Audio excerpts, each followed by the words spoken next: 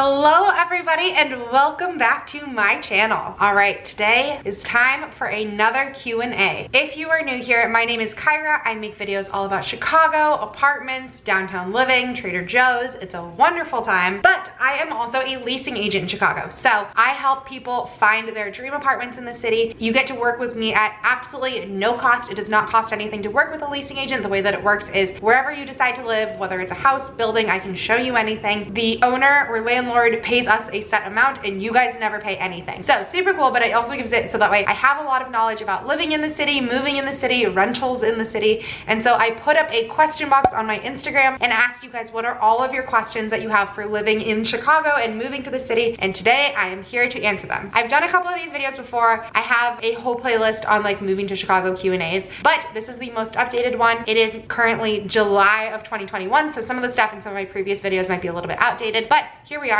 It is time. Let's answer some questions and help you guys figure out what you need to do to move to Chicago. All right, first question. I want to move October 1st. When should I reach out to your team? So ideally, the best time to reach out would probably be about 90 days in advance, but keep in mind we won't be able to pull things until a little bit closer to 60 days. The reason for that being we can't help too far in advance because buildings won't even know what's available. And if they don't know what's available, they won't show units and stuff because they need to have something that they know will be available for your move time frame with prices and everything to be able to tour you. So 60 days out is when a building requires the tenants to let them know if they are going to be re-signing or if they're going to be leaving. So 60 days out is when a building will know what units are going to be coming up on the market for 2 months down the line, and that's when they'll have pricing and everything. At that point, that's when I can go and pull the pricing for those different buildings and whatnot and show you some options. But before 60 days out, sometimes there's a few, but it's really you're better off waiting because that's when you'll have the most availability and the best prices, because anything further out, you might not be eligible for the same concessions. Concessions, for those of you who may have never watched any of my videos before, means when a building offers an extra incentive to get you to apply. So a concession could be 1 month free on a 12-month lease. Your concession could be 6 months of free parking.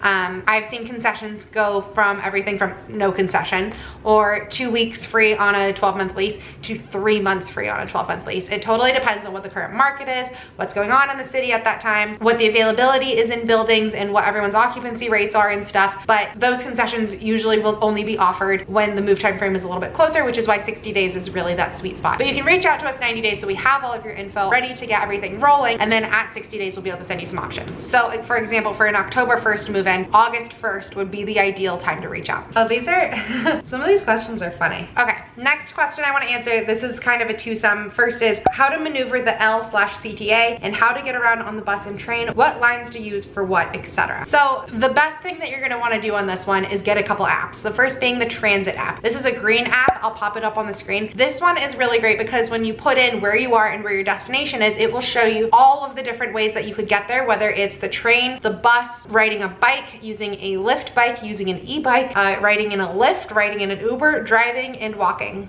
I think that's all of the things it shows. This makes it really convenient though, so you can see exactly how long it would take you for all of the different train lines, how long it would take you in a car or Uber. It also gives you estimates on what those prices will be for that time frame. And so as far as like what lines and trains you should use, I use them all. I don't have like preferences, I guess. I would use whatever is the most convenient, but that's how I find out which trains are the most convenient for that time frame. I guess a couple quick ones that you can know really easily is the red line goes to Chinatown, which I frequent often, so I ride that one a lot. Blue line goes to O'Hare. That is the easiest way to get to the airport, I'm convinced. I've been in Ubers that have cost way more and take just as long, if not longer, due to traffic. So getting on the blue line at O'Hare, it's $5 if you're coming from the airport. It's $2.50 if you're going to the airport. So convenient. And the orange line takes you to Midway, which is the other big airport in Chicago. I've actually never flown in or out of Midway, so can't personally speak on that one myself. Besides the transit app, you're also gonna want, what do they call this one? Transit Stop. This one is like a blue and red looking app. This app tracks the trains live, and the transit app is supposed to do that, but I feel like it's always off and then I miss trains or buses all the time. However, the L-Stop one is like perfectly on time. It must be connected to the CTA somehow. I don't understand how these things work, but it's super convenient, so that way you know if it takes you like 4 minutes to walk to the train from your stop, you can look on and see when the next one's arriving, so that way you can leave on time. It is such a game changer. I use both apps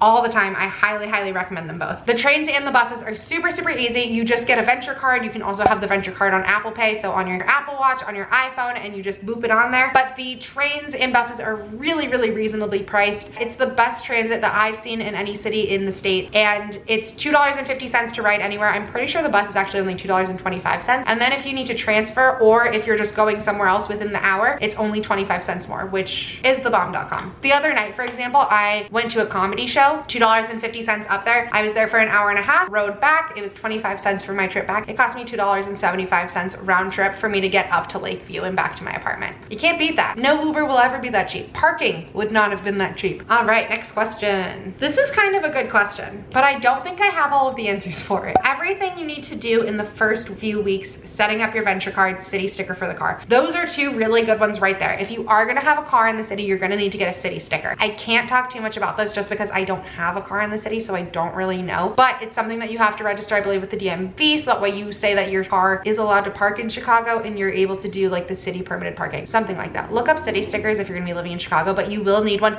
and you will get a ticket if you don't have one, so this is something important. Yeah, definitely you're gonna need to get your Venture card set up. Make sure you have the various apps you need, like the Transit app and the LStop app, and then also like Lyft and Uber, because like evidently there will come times where you will need Lyft and Uber as well. Lyft is really great because that's what you'll use to rent out the divvy bikes. I find often that if you are running late for something, the electric divvy bikes can be faster or just as fast as getting an Uber, and they're still like about half the price. So those can be a really great option. Also, depending on what time of year you move, for your first few weeks, you'll definitely want to get like your boots and your parka. I recommend buying these in off season. Right now it's July. My favorite pair of boots, I wear Doc Marten like fake fur lined boots for every single thing in the city. They're on sale for $90 right now, and I paid $160 for them, so buy them in summer. Same with the parka. I recommend getting a parka from Uniqlo. That's where mine's from, that's where Alex's is from, and I think they hold up really nice, and they're like $120 versus $1,000 for a Canada Goose. Oh, and perfect, that answered my next question of what are your go-to winter clothes brands and why. I guess just to touch on that just a little bit further, I feel like a lot of people who move to Chicago, if they've been somewhere rural before or just visited snow before, you think that you need like really big chunky snow boots, like something that you would wear to like go like play in the snow as a kid kind of thing, and you really don't. It does snow a decent amount in Chicago, but it doesn't normally stick, and so really you just need something that's gonna like keep your feet dry and warm. So I had like knee-high, a little bit more like snow weather-proof snow boots before, and I never wore them, and last year I literally wore my Doc Martens every single day. As long as it's something that's waterproof or water resistant and slip resistant, because the sidewalks do get really, really slippery, you're gonna be fine. It's really not as bad as people make it out to be, I swear. Oh, I like this question. Good idea to get an electric bike or just use the city one? So I highly recommend using the city ones. I know certain people will love to have their own bikes, but a couple reasons why I like using the divvy bikes more. Number one, I don't ride bikes that often. I ride them all the time in summer. I use divvies for my primary mode of transportation during summertime, but for the rest of the year, I wouldn't be riding a bike anyways. And so then I've paid, a lot of these bikes are like pretty expensive, and you've paid a lot of money for them just to use them for a couple months of the year. The divvy bikes, it's $3.30 for a 30-minute ride, and it's super convenient, and it's $100 for a year if you want unlimited, which is great too. And the second part of that is you're not responsible for that bike. So if something breaks on it, if the tire pops, if it's stolen, you are at no loss. Like, it is not your bike that you have to make sure is in well working condition. You obviously have to return them and everything, you're responsible for that, but you're not locking your bike up outside and hoping that when you come back that your front tire is still there. You know, it takes off a lot of the weight of the responsibility. Another part of it is often when I'm riding a bike, I may be riding to a brewery and we'll grab some drinks with friends or something. I don't want to be responsible to then have to get my bike home. I don't want to be riding a bike irresponsibly after having some drinks, so I'll just Uber home. And if it was my bike, then I'd have to go back there the next day to get it, and that just sounds like a pain in the butt. Whereas this way, I can lock up my bike at any of the divvy bike stations, go have some drinks with friends, Uber home, carefree, and I have nothing to worry about. I really love those. I also think buying an electric bike specifically would probably be pretty expensive, and I think you'd probably be a lot better off getting one of the annual passes and just using that instead of paying up front for a bike. But I don't know, that's just me. If I'm wrong on this one, someone tell me down in the comments. I like this one too. These questions are kind of fun. You guys put some interesting ones in here. Can you just jump in the lake from the walking path on Lakeshore Drive? Depends where you are, but yeah, most most places you can. Especially, there's like the patch between Lakeshore Drive in between Oak Beach and North Avenue Beach, and it's like the big concrete slab, and they have the ladders in there. The entire point of that part of the path, like kind of in front of the playpen, if you don't know what the playpen is, when you move to Chicago, you will know in summertime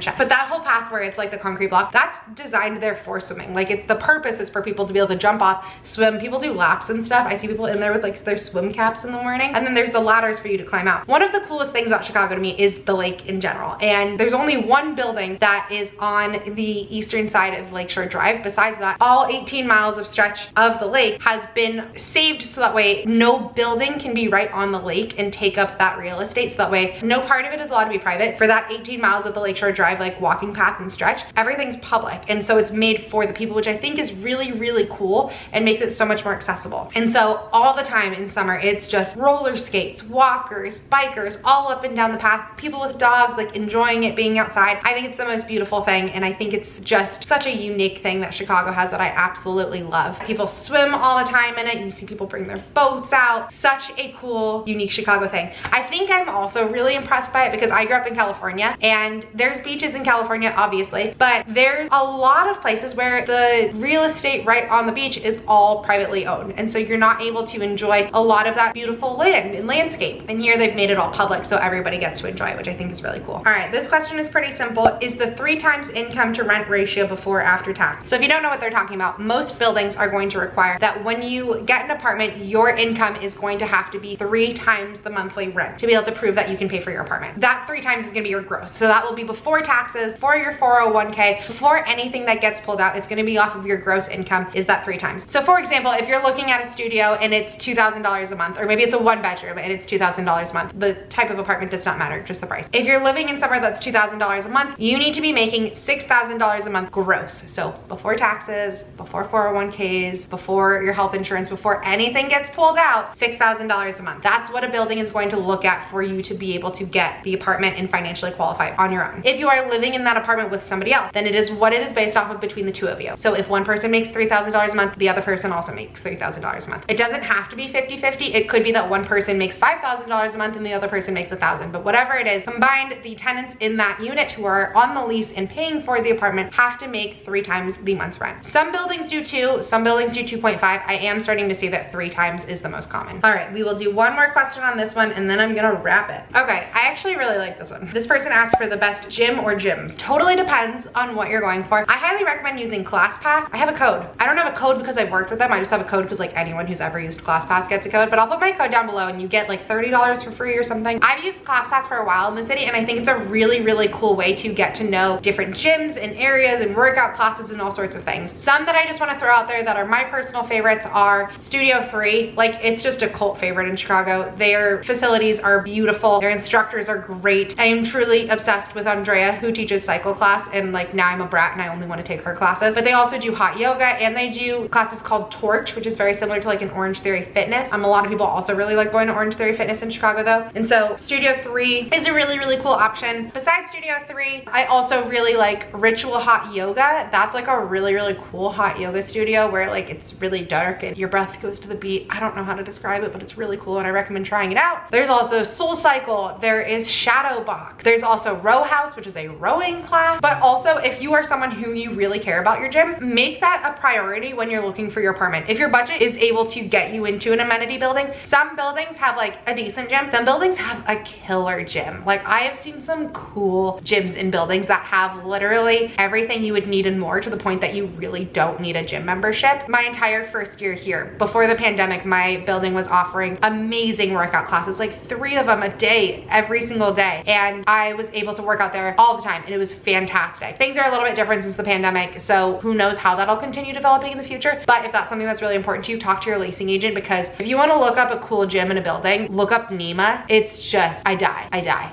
It's amazing. All right, guys, I'm gonna wrap this video here. I hope this was helpful. Hopefully it answered some of your questions. There was a lot of questions that I didn't get to, so I am literally going to film a part 2 right now and answer some more of your questions. But I I hope you enjoyed it. Of course, if you liked this video, please give it a thumbs up. If you have any other questions that weren't answered, feel free to comment them down below. Also, you can go over and shoot them to me on Instagram. I regularly post one of these, so I'll try and save your guys' questions so I can get to them next time. And of course, if you haven't already, hit that big red subscribe button. I post 3 videos a week all about Chicago living, Trader Joe's. It's a wonderful time, and I hope you stick around. Thanks so much for watching, and I'll see you next time.